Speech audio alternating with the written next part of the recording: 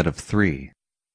In order for a quad to be used as part of a hand, the tiles must always be declared as such with a call and set aside, and there are additional steps that need to be taken afterwards.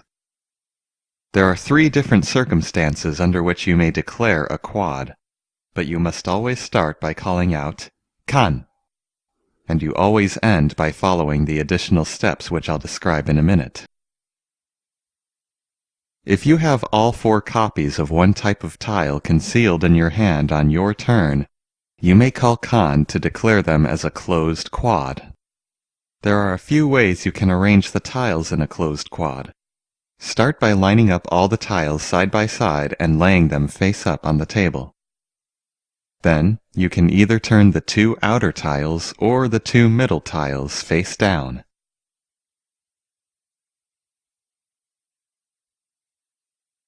And after that, you can choose whether to keep all the tiles vertical or turn the 2 middle tiles sideways like this. Whichever way you do it is up to you. Again though, try to keep to one way or another to avoid confusion. Either way, set the closed quad tiles aside to your right in the same place where you would put an open meld. But this is important to note. Even though the tiles are revealed to the other players and are in the same location as an open meld, a closed quad is not actually considered to be an open meld, and forming a closed quad does not count as opening your hand. But it does still mean that a closed quad is a permanent part of your hand. Its tiles can't be discarded or rearranged.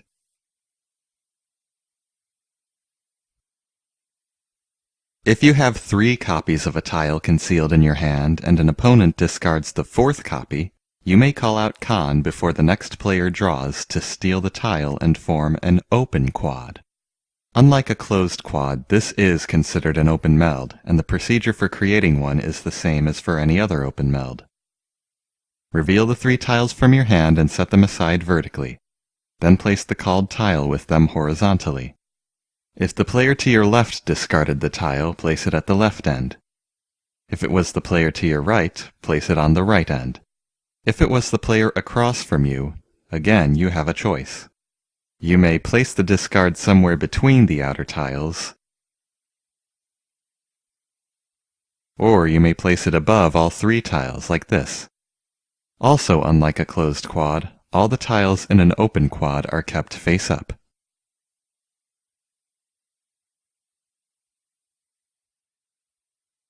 If your hand has an open set on which you called pon previously, and you have the 4th copy of that tile concealed in your hand on your turn, you may call out kan and add the 4th tile to the open set, forming a late quad. This is sometimes also referred to as completing the quad.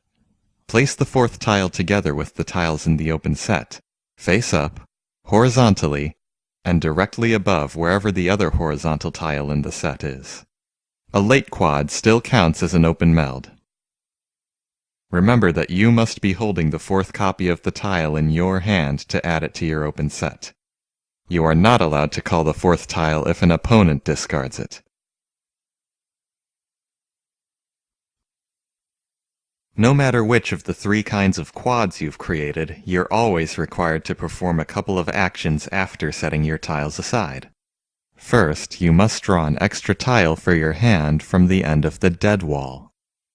The reason for this is that, for the purpose of completing your hand, a quad is counted as one set just like a triplet. But because it takes up one extra tile, if you just continue drawing and discarding normally, you would no longer have enough tiles left in your hand to meet your quota of 4 melds and a pair. This is why you need to supplement your hand with an extra tile. But instead of drawing it from the live wall, you draw it from the dead wall. Supplementary tiles are drawn from this end of the dead wall, the end nearest the first face-up Dora indicator. They are drawn in the same sequence as tiles from the live wall, from the top of the stack to the bottom, and from the outermost stack inward. Remember that the dead wall may sometimes be adjusted so that the first tile is side by side with the second tile. The sequence does not change. You'll notice that there are only 4 tiles in the dead wall before you run into the Dora indicators. This does mean that Khan can only be declared no more than 4 times in one hand. Most of the time, the hand ends in a draw if Khan is declared for a 4th time. Now, one last thing to remember. After you draw a tile from the dead wall, you must take the last tile from the end of the live wall and add it to the other side of the dead wall. The tiles are taken and added in reverse order from how they are drawn. This is to keep the number of tiles in the dead wall consistent so that there are always 14 of them. And for this reason, no player is allowed to declare Khan on the last turn, when there are no tiles left in the live wall. Declaring Khan is the special condition that causes new Dora indicators to be flipped face up. Dora indicators are flipped in sequence counterclockwise from the first one. One indicator is flipped face up per quad. However, after you form a quad and draw from the dead wall, there are actually 2 things you still have to do. Reveal a new Dora indicator and discard a tile from your hand to end your turn. And in some rules, the order in which these 2 things happen is different depending on what type of quad you created when you declared Khan. If you formed a closed quad, you flip the next Dora indicator first, so that it comes into effect while it's still your turn. If you formed an open quad or a late quad, you discard first, and then flip the next Dora indicator, meaning it comes into effect after your turn has ended. Other rules let you always flip the Dora indicator first, no matter what type of quad you created. Earlier I mentioned that there's a certain risk factor associated with choosing to open your hand with a call. The risk manifests in at least 3 ways. First, it limits the possibilities of what you can do with your hand. Keep in mind that the tiles in an open meld can no longer be discarded or rearranged into other melds.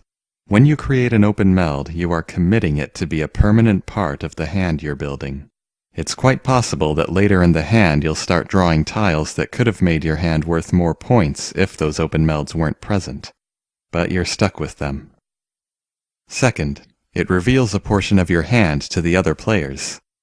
Make too many open melds and your opponents may start to recognize the pattern you're trying to build into your hand, enabling them to more effectively avoid discarding the tiles you need to complete it. Third, it can actually make it more difficult for your hand to qualify as a winning hand.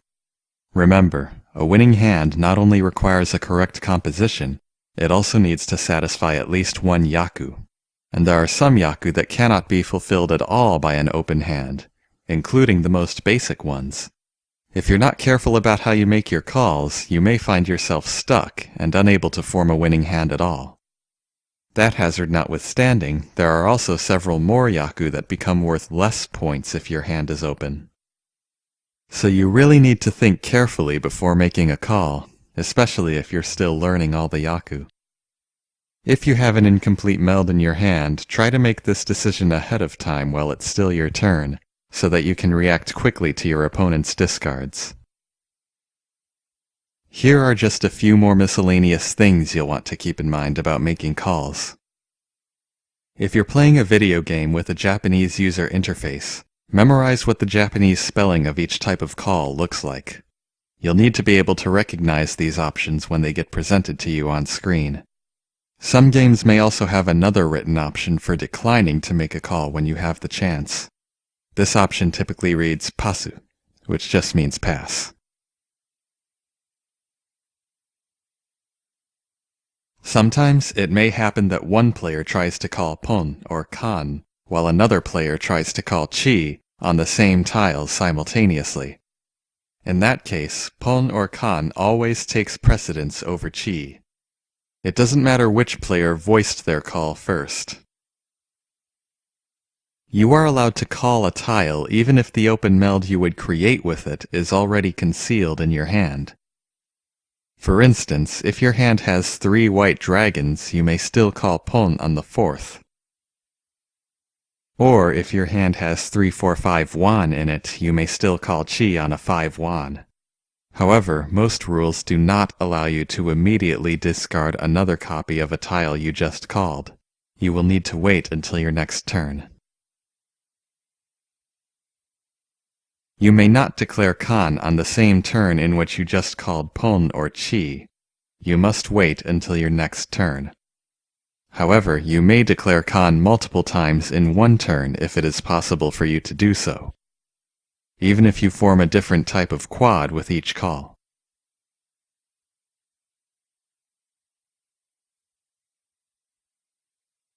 You do not need to declare a closed quad or a late quad on the first turn in which you have all the necessary tiles. You may keep the tiles concealed in your hand for as long as you like, and declare Kan on any of your turns, as long as it's not a turn you started by calling Pon or Chi. Finally, if you do happen to call Pon instead of Kan on the fourth tile of a triplet you already have concealed, either intentionally or perhaps by mistake in a video game, there's no rule that says you cannot use the leftover tile to complete the quad on a later turn. You have not missed your chance.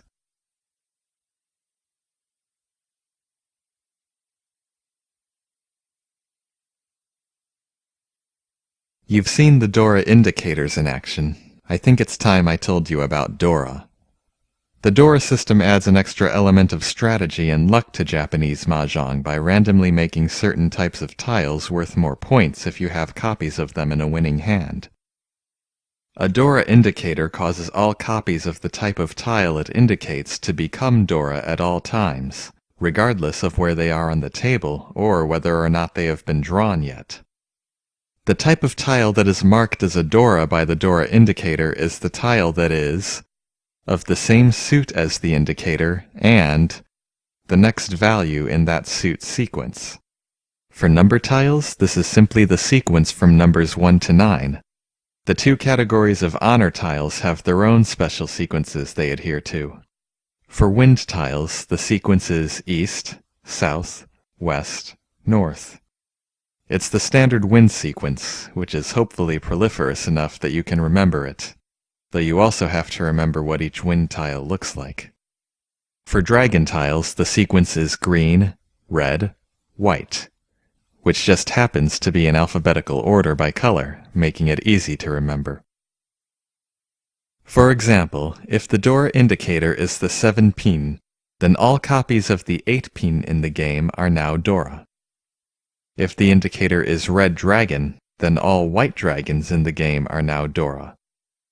Now, unlike the sequences that you build as melds in your hand, the sequences for Dora tiles do wrap around from the end to the beginning. So if the Dora indicator is the last tile in a sequence, the Dora is the first tile in the sequence. When a new Dora indicator is flipped face up after the creation of a quad, the tiles it indicates all become Dora immediately. They are called Kan Dora. It is quite possible for multiple copies of the same Dora indicator to appear. In this case, their effects stack with each other, and the tiles they indicate are treated as multiple Dora. Although unlikely, it is conceivable that a single tile could be counted as up to 4 Dora at once. But that's not all. Remember those all red number 5 tiles that you can choose to play with? Those are called red Dora, and their special trait is that they always count as a Dora, no matter what the Dora indicators say at present. And guess what? The Dora indicators stack with their effects too. So in the most improbable of scenarios, a single red 5 tile can count for as many as 5 Dora at once. Dora increase your score by adding to the total Han value of your hand the same way that Yaku do. However, this does not mean that having a Dora in your hand is the same thing as having a Yaku. They are two distinct concepts. So Dora tiles by themselves cannot be used to meet the 1 Yaku requirement of a winning hand. But if you do have a Dora in your hand, you should try to make it a part of your winning hand's composition any way you can. Just 1 Dora is enough to double the score of an otherwise cheap hand, and amassing multiple Dora can cause your score to skyrocket. Forming quads to reveal Condor can be a great way to increase your chances of scoring big. But there is something you need to keep in mind. All players are able to take advantage of Condora, not just the player who declared Con. And no matter how many Dora you have, they're of no use to your score if you don't win the hand. If you're particularly unlucky, your quads may end up doing little more than increasing the value of an opponent's winning hand.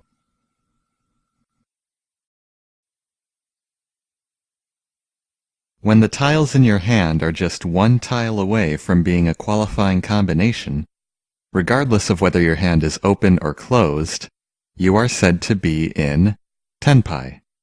The last type of tile that you need to obtain in order to finish building your hand is called your weight. You are waiting on it. There are many different kinds of weights you can have, but at the broadest level, they fall into two categories. If there's only one type of tile that can complete your hand, you are in a single weight. Otherwise, if there's more than one type of tile that could complete your hand, you are in a multiple weight. Here are a few examples that demonstrate the basic types of weights you can have. This hand has assembled 3 sequences of number tiles and 1 set of honor tiles. There is 1 tile left over, the 5 so. This hand is in tenpai because if 1 more 5 so is drawn, the hand will have a pair to go with these 4 melds, and its composition will be complete. So the hand is in a single weight on the 5 so.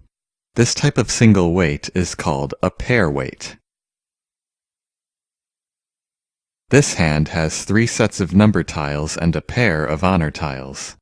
The last 2 tiles, the 1-2 wan, are part of an incomplete sequence. The hand is in tenpai with a single weight on the 3 wan, because if that tile is drawn, it can be used to complete the sequence of 1-2-3 wan, providing the hand with its 4th meld. If you replace the 1-2 wan with the 8-9 wan, you have the same kind of scenario. The hand is in a single weight on the 7 wan. This kind of single weight on the innermost tile of a sequence that begins or ends with a terminal tile is referred to as an edge weight. Here's the same hand again, only this time the incomplete sequence is the 3-5 wan. This hand is in tenpai with a single weight on the 4 wan, which will complete the sequence of 3-4-5 wan. A single weight on the middle tile of a sequence is called a closed weight. Here's another hand that's currently in a closed weight on the 7 pin. I'm going to have it draw a 5 pin. This tile doesn't complete the hand, but it can improve the hand's chances of being completed. Notice that the same 7 pin could be used to complete the sequence of 5-6-7 pin. But now, drawing a 4 pin could also complete the sequence by adding it to the other side of the 5-6. If the hand discards the 8 pin here, the hand will be in tenpai with a multiple weight on the 4 pin and the 7 pin. This kind of multiple weight for the tiles on either end of a sequence is known as a two-sided weight, or an open weight. You should always be on the lookout for opportunities to upgrade single weights into multiple weights like this, because they can dramatically improve your chances of completing your hand. Finally, this hand contains 3 sets of number tiles, 1 pair of number tiles, and 1 pair of honor tiles. It is in tenpai with a multiple weight on the 1 pin and the white dragon, because no matter which of those 2 tiles is drawn, 1 pair will become the 4th set, and the other will remain as the pair for the hand. This type of multiple weight can be called a double set weight, or just a set weight.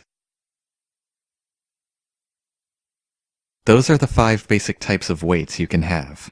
However, it's important to note that in some rules, whether or not you are in tenpai is also dependent upon whether you could conceivably draw the tiles you are waiting on. For instance, it's entirely possible to have a hand like this. The hand is in a closed weight on the 4 so, but it has already used up all 4 of the 4 so in a closed quad. In its current form, the hand can never actually be completed. so it is not considered to be in tenpai. It's possible to be in tenpai with more complicated weights that are combinations of the 5 basic types.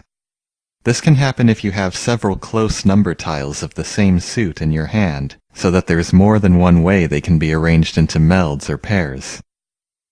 Take a look at this hand, for example. At first, it might appear to be in an ordinary pair weight with 4 complete melds and 1 tile left over. But the leftover tile also happens to fall in sequence with one of the sequences in the hand. So which 3 tiles are the sequence, and which tile is left over? Well, the beauty of this situation is that it can be whichever one you need.